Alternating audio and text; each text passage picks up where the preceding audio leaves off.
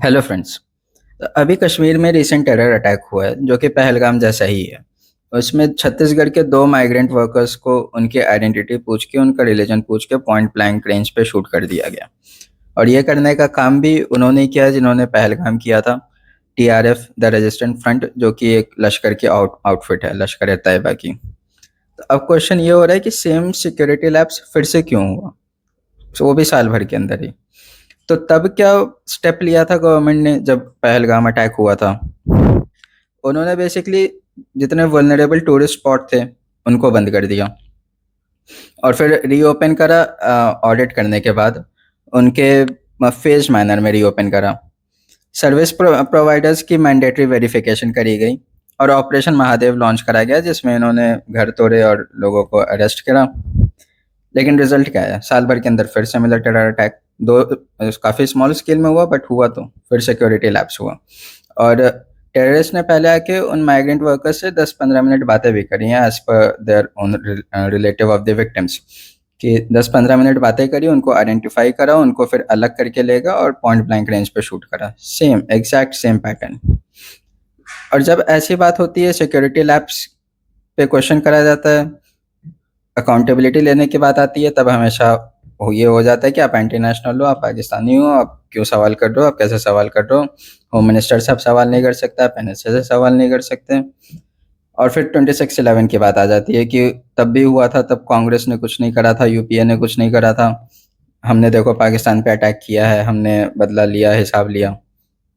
Attack की अच्छी बात है, हिसाब लिया, लेकिन फिर से साल भर के अंदर फिर से अटैक हो गया, टेरर अटैक हो गया। इंटरनल सिस्टम तो आपने सिक्योरिटी लैप्स हुए, उसके लिए तो आपने ज़्यादा कुछ ऐसा सिग्निफिकेंट स्टेप नहीं लिया, रेडिकल स्टेप नहीं लिया कि उनको एड्रेस किया जा सके। अब यही काम जब 26/11 में हुआ था, तब यूपीए की गवर्नमेंट ने बिल्कुल रेडिकल अप्रोच लिया था और इंटरनल सिक्योरिटी सिस्टम को रिवैम्प करा था। उन्होंने उस वक्त एनआईए उन्होंने ही बनाए थे 2008 में, आफ्टर 26/11। नेट ग्रिड बनाया था उन्होंने, नेशनल इंटेलिजेंस ग्रिड, जिसमें सभी सिक्योरिटी एजेंसीज के, रेलवे, एयरलाइंस वगैरह के डाटाबेसेस लिंक किए जाते हैं, so that potential terror suspect को रियल टाइम ट्रैक किया जा सके। तो उन्होंने नेवल कमांड सेंटर बनाया था, इंडियन नेवी जिसकी चीफ एजेंसी रहेगी कोस्ट गार्ड, कोस्टल एरियाज को मॉनिटर करने के लिए, और वो इंडियन कोस्ट गार्ड उनको असिस्ट करेंगे। और एक नई पुलिस फोर्स बनाई थी, state marine police force, Indian navy को असिस्ट करने के लिए। फिर उन्होंने एनएसजी के, नेशनल सिक्योरिटी गार्ड के रीजनल हब्स बनाए थे मेट्रोपॉलिटन एरियाज में, सो दैट जो 10 आवर का गैप हुआ था एनएसजी के रिस्पांस में आफ्टर टेरर अटैक, वो दोबारा से ना हो। फिर उन्होंने मल्टी एजेंसी सेंटर बनाई थी, मैक। इसका पर्पस था daily intelligence information sharing between state and centre. ये काम उन्होंने सिक्योरिटी लेवल पे करे थे, स्टेप्स लिए थे उन्होंने, रेडिकल स्टेप्स लिए थे इंटरनल सिक्योरिटी आर्किटेक्चर रिवैम्प करने के लिए। और एनआईए उन्हीं की बनाई हुई थी, जो अभी यूज़ करा जाता है, प्रेजेंट गवर्नमेंट भी यूज़ कर रही है। इसके आगे जाके उन्होंने रिस्पॉन्सिबिलिटी भी ली थी, अकाउंटेबिलिटी ली थी। शिवराज पाटिल जो तब के होम मिनिस्टर थे, उन्होंने रिज़ाइन करा था। National security adviser M K. Narayanan ने रिज़ाइन करा था। महाराष्ट्र के चीफ मिनिस्टर विलासराव देशमुख ने रिज़ाइन करा था। अब यही आप पैरेलल प्रेजेंट गवर्नमेंट से ड्रॉ करो, home minister, national security adviser, इन सबको लार्जर देन लाइफ बना दिया गया कि आप इनसे क्वेश्चन ही नहीं कर सकते हो।